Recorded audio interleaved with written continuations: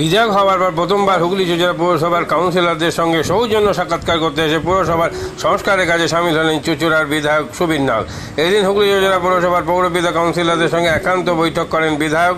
বৈঠকের শেষে সাংবাদিকদের প্রশ্নের উত্তরে পুরসভার ভুতুড়ে কর্মীদের শনাক্তকরণে কাজ করে পুরসভার খরচের বোঝা কমানোর বিধান দিলেন বিধায়ক সুবীর নাগ।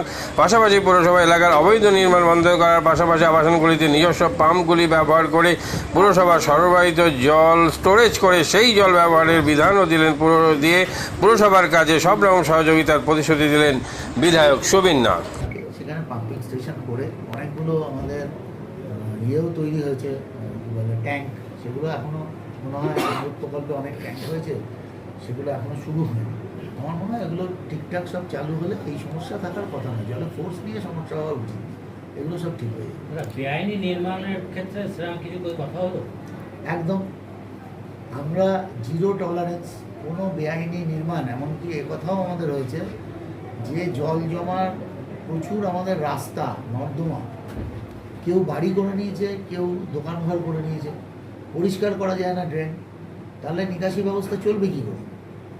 হতে পারে কেউ পয়সা নিয়ে তাদের বসিয়েছে, কিন্তু আমরা আজকে পুরো স্ট্যান্ড নিয়েছি, তাতে যা হোক, কেউ মনে করবে ভালো হচ্ছে, কেউ মনে করবে খারাপ হচ্ছে, কিন্তু এই কথাটা সবাইকে বুঝতে হবে যে যদি ওই দোকান বা কেউ যারা এরকম ড্রেন বড় খাল দখল করে ফেলেছে, তাদেরকে যদি না সরানো হয় তাহলে পুরো চুঁচুড়াবাসীর অসুবিধা হচ্ছে। যেখানে যেখানে জল জমছে সেখানে দিনের পর দিন, 1 মাস 1.5 মাস তারা ওয়াটার লক হয়ে থাকছে, এটা তো চলতে পারে না। অতএব কোথাও কোথাও কঠোর হতে হবে। প্রশাসক যদি কঠোর না হয় তাহলে নানা রকম সমস্যা নানা মানুষ তৈরি করবে। কারোর মনে হলো আমি কারোর জমিতে কিছু করে ফেলবো, এটা তো ঠিক নয়। তার জন্য অনেক ব্যবস্থা আছে, আমরা আরও ঠিক করেছি। আজকে আলোচনায় আমরা প্রস্তাব দিয়েছি যে দেখুন, আমাদের পৌরসভা দিন দিন পৌরসভার আর্থিক অবস্থা দুর্বল হচ্ছে। এখানে প্রচুর আমরা দেখছি যে দোকানপাট অনেক কিছু পৌরসভার জমিতে, একই দেখা যায় যে ঠিক তার উল্টো দিকেই পাকা দোকান কিনছে, যে সে হয়তো 20 লাখ 15 লাখ টাকা দিয়ে দোকান কিনে ব্যবসা করছে, আর উল্টো দিকেই ফুটে দেখা যাচ্ছে যে একটা ঘুমটি করে কোনো পয়সা না দিয়ে মিউনিসিপ্যালিটিকে বা গভর্নমেন্টকে তারা দিব্যি ব্যবসা করছে। এটা চলতে পারে না, এটা দ্বিচারিতা হচ্ছে। যে লোকটা ওখানে পয়সা দিয়ে দোকান করেছে তার সাথে এটা দ্বিচারিতা হচ্ছে।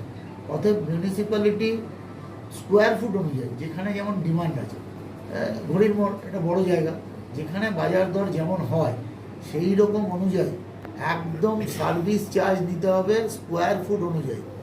আমরা এই জায়গা থেকে আমরা বেরিয়ে আসবো। পয়সা কিন্তু কেউ না কেউ নিচ্ছে, এটা ভাববেন না যে ওই লোকটা দিচ্ছেন, সে কোনো দাদাকে দিচ্ছে, কোনো মাফিয়াকে দিচ্ছে, কোনো নেতাকে দিচ্ছে, কিন্তু মিউনিসিপ্যালিটি পাচ্ছে না। এখন থেকে হবে পঞ্চায়েত মিউনিসিপ্যালিটি সমস্ত পয়সা পাবে, কোনো দাদা, কোনো নেতা, কোনো কেউ এই পয়সা, কোনো মাফিয়া এই পয়সা তুলতে পারবে না। এটা আমাদের স্ট্যান্ড। আমরা মিউনিসিপ্যালিটিকে স্বয়ংসম্পূর্ণ করতে চাই। আমরা কোনো কারোর ভেস্টেড ইন্টারেস্টেড সার্ভ করবার জন্য আমরা এখানে এই কাজ করতে আসিনি। মানুষ আমাদের ওপর ভরসা করেছে, মানুষ আমাদের ওপর যে আস্থা দেখিয়েছে, সেই আস্থা এবং ভরসার মর্যাদা দেওয়াটাই আমাদের কাজ। এই পরিস্থিতি কি বিগত সরকারের জন্যই কি হয়েছে বলে মনে করছেন আপনি? দেখুন, যদি কোনো শাসন ব্যবস্থায় দুর্নীতি বেশি হয়, তার দায় তো সেই শাসন ব্যবস্থাকেই নিতে হবে। এটা বলবার অপেক্ষা রাখে না যে সেখানে কিছু ভুল ত্রুটি ছিল। এবার ত্রুটিমুক্ত করাটাও একটা সময়, সবাই তো অ্যাট এ টাইম সবার বুদ্ধি বা বোধ বা কার্যপ্রণালী এক হয় না। ঠিক আছে, একটা পরিস্থিতি ওরকম চলেছে, এখন পরিবর্তিত পরিস্থিতি হয়েছে, পরিবর্তিত পরিস্থিতির মতো করে চলতে হবে। আমরা zero tolerance to any corruption, সেটা যেরকমই হয়। মানুষ আমাকে যে দায়িত্ব দিয়েছে সেটা আমি সবাইকে নিয়ে পালন করার চেষ্টা করি। কতদিনের মধ্যে আমূল পরিবর্তন আসবে বলে মনে করছেন?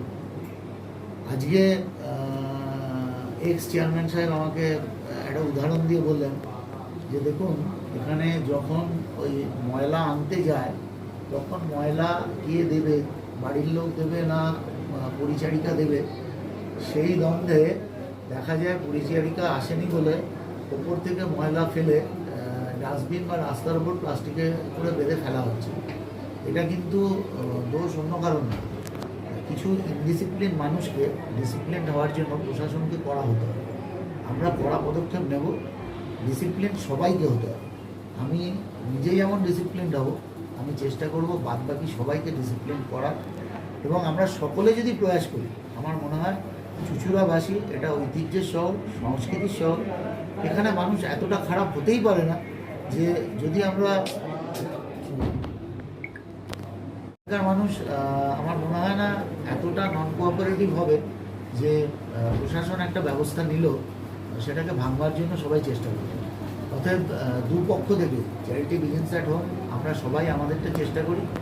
আশা করি কোনো কিছুই একদিনে হয় না, একটা নির্দিষ্ট সময় আপনি দেখবেন যে এই কাজগুলো সব বন্ধ হয়ে যাবে, সবাই ঠিকঠাক চলবে, আমরা রাস্তা পরিষ্কার রাখতে পারবো।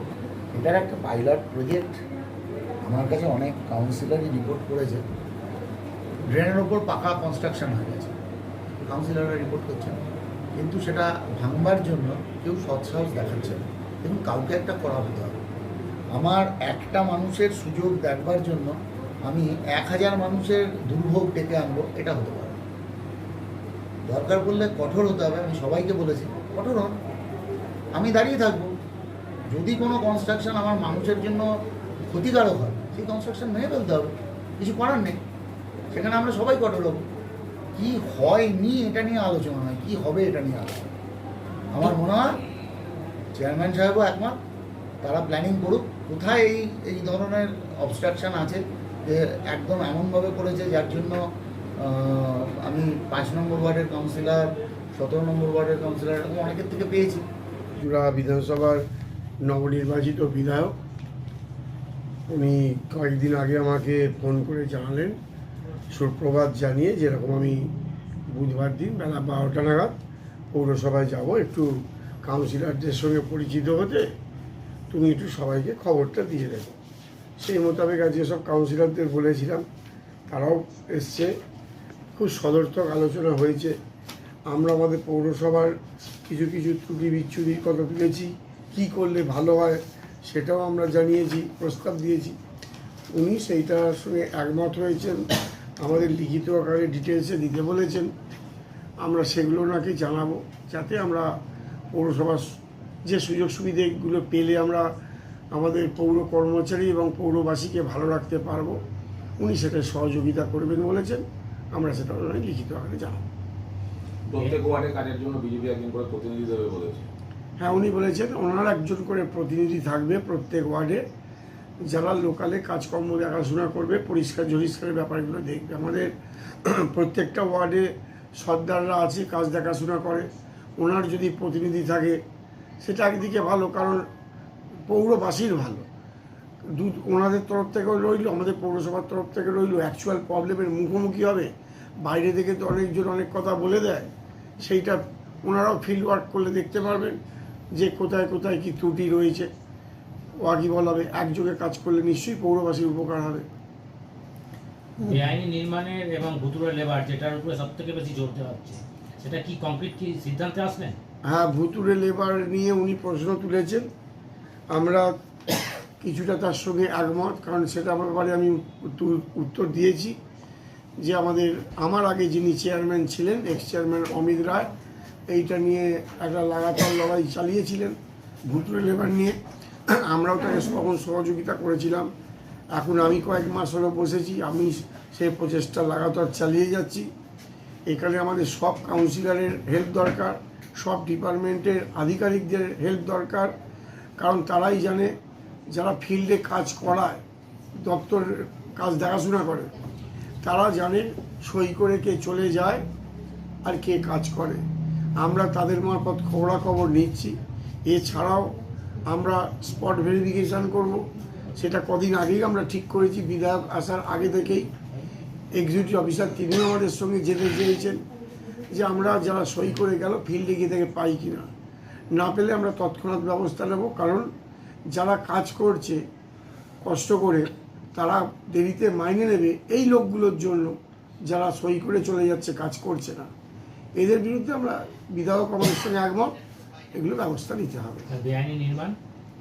বেআইনি নির্মাণ আমাদের পিডব্লিউডি থেকে একটা চিঠি করেছে, গতকাল যোগাযোগ করেছে পিডব্লিউডির অফিসার তার জিটি রোডের ধার ধরে আমাদের পৌরসভার সাইডে যত বেআইনি নির্মাণ আছে, যার জন্য পৌরসভা ভুক্তভোগী, এগুলো সেই আজকের নয়, প্রায় বছর 25 আগেকার পূর্ত দপ্তরের পিডব্লিউডির যে জিটি রোড, তার পাশে যে আমাদের নয়নজুলিগুলো আছে, সমস্ত ড্রেন পৌরসভার যে পাকা ড্রেন, তার উপরেই সব দোকান করে বসে আছে। একটা মানবিক দৃষ্টিভঙ্গিতে তাদেরকে দেখা হতো এক সময়, যে তাদেরও সংসার পাতি আছে, উঠে গেলে কোথায় চলবে। কিন্তু বর্তমান বিধায়ক আমাদের পরিষ্কার বলেছেন যে কয়েকজনের সুবিধে দেখতে গিয়ে আপামর পৌরবাসী ভুগবেন, এটা হতে পারে না। আমরা তার সঙ্গে একমত যে অন্তত সেই ড্রেনগুলো ক্লিয়ার করতেই হবে। যারা তার উপরে দোকান করে বসে আছে তারা জীবিকা নির্বাহ করুক। কম খরচে বিশ্বমানের আধুনিক চিকিৎসা হুগলির মিডল্যান্ড নার্সিংহোমে। বাংলার বিশিষ্ট চিকিৎসকরা এই নার্সিংহোমে রোগীদের চিকিৎসা করেন। জটিল রোগের চিকিৎসার জন্য রোগীদের আর দক্ষিণ ভারত যাওয়ার দরকার নেই। হুগলির মিডল্যান্ড নার্সিংহোমে পাওয়া যাবে বিশ্বমানের আধুনিক চিকিৎসা পরিষেবা। এখানে প্রসূতি মা ও সদ্যজাত শিশুদের বিশ্বমানের আধুনিক চিকিৎসা পদ্ধতিতে চিকিৎসা করে থাকেন গাইনো ও শিশু চিকিৎসকরা। দুপুর 12টা হোক বা রাত্রির 12টা, রোগীদের জন্য 24 ঘন্টা চিকিৎসা পরিষেবা বজায় রেখেছে হুগলির মিডল্যান্ড নার্সিংহোম। আমি ডক্টর মানস ঘোষ, আমি মিডল্যান্ড নার্সিংহোমের মেডিকেল ডিরেক্টর। বিশেষত্ব বলতে যেটা আপনি বললেন, একটা হচ্ছে এনআইসিইউ, নিউনেটাল কেয়ার ইউনিট। আমি বলতে পারি এটা আমাদের আশেপাশে হুগলি জেলায় নেই। নিউনেটাল মানে হচ্ছে যেটা বাচ্চা জন্মের পরেই প্রথম 28 দিনকে আমরা নিউনেট বলি, প্রথম ফার্স্ট 4 উইকস। তো এই সময়ে বাচ্চাদের সমস্ত রকমের চিকিৎসায় বলুন, বা তাদের দেহের গঠন বলুন, বা তাদের রোগগুলোই বলুন, সেগুলো সবগুলো অন্যান্য বাচ্চা মানে তার থেকে বড় বাচ্চার থেকে কিন্তু অনেকটাই আলাদা। এবং এই ক্ষেত্রে বাচ্চাদের বাচ্চারা খুব সেনসিটিভ হয়, বাচ্চাদের রোগ প্রতিরোধ ক্ষমতাও অনেক সময় কম থাকে, এবং এগুলোর জন্য স্পেশাল কেয়ার লাগে নিউনেট, এবং তাদের পুরো চিকিৎসা পার্টটা একটা আলাদাভাবে তৈরি হয় প্রথম 28 দিনের জন্য। আমরা এখানে চুঁচুড়া, বিশেষ করে চুঁচুড়া এবং হুগলিবাসীর জন্য এই জিনিসটা আমরা আনতে পেরেছি, যেখানে আমাদের বাচ্চাদের এই নিউনেটদের ক্রিটিক্যাল খুব খারাপভাবে যে নিউনেটগুলো জন্মেছে, বা যারা জন্মের পরে যারা হাঁপাচ্ছে, বা যারা মেকোনিয়াম খেয়ে ফেলেছেন, বা যাদের কোনো জন্মের পরে কোনো রকমের শ্বাসকষ্ট বলুন, বা কোনো রকমের অসুবিধে হয়েছে, বা জন্ডিস ধরা পড়েছে, বা অন্য কোনো কমপ্লিকেশান হয়েছে, সেই ধরনের বাচ্চাদের চিকিৎসা করার জন্য উপযুক্ত ব্যবস্থা আমরা এখানে করতে পেরেছি।